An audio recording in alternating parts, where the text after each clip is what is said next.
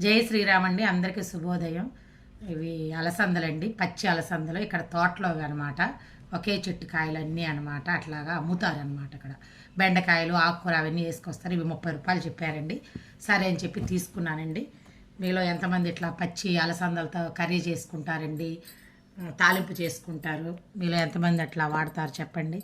నేనైతే తాలింపు ఎక్కువ చేస్తాను. కర్రీ కూడా చేయొచ్చు మసాలా వేసి, చాలా బాగుంటుంది. చపాతీలోకి బాగుంటుంది, రైస్లోకి బాగుంటుంది. కానీ దొరికినప్పుడు ఇలాంటి తినాలి కదా, బాగా పీచు పదార్థం అంటారు కదా. మేమైతే తాలింపుగా చేసుకొని విడిగా కూడా తినేస్తామండి. ఒట్టి కర్రీ కూడా పప్పుల పొడి అది వేసుకొని. కొన్ని అయితే ముదిరిపోయినాయండి, ఇవ్వండి ఇటు చూపించాము. ఇవైతే ముదిరిపోయినాయి బాగా, గింజలు అనమాట. ఇవి ఎండితేనే అలసందలు, బొబ్బర్లు అంటారు కదా. అలసంద వడలో ఉడకబెట్టుకొని అట్లాగా తింటాం కదా, నానబెట్టుకునే అట్లా గుగ్గుల కింద. అవండి ఇవి. తెలియదని కాదండి, తెలియని వాళ్ళ కోసం చూపిస్తున్నాం. మాకైతే ఇట్లాగా ఇక్కడ తోటలో వేసినప్పుడు మాత్రం ఇంటి ముందుకు తెచ్చి వాళ్ళు మార్కెట్కి వెళ్ళకుండా ఇక్కడే అమ్మేసుకుంటారండి. చాలామంది కొనేసుకుంటారు కదా, ఇంకా అందుకని చెప్పి వాళ్ళైతే వచ్చినాయండి. నేనైతే తీసుకున్నాను పచ్చి అలసందలు అనమాట. ఇంకా చాకుతో కోద్దాం అనుకున్నానండి. చాకుతో కోస్తే సరిగ్గా రావటంలో నాకు ఎక్కువ కత్తిపేట నేను యూజ్ చేసేది, చాకు తక్కువ. ఎందుకు వచ్చిన బాధలు అని చెప్పేసి చేత్తోనే వించేసుకుంటున్నాను.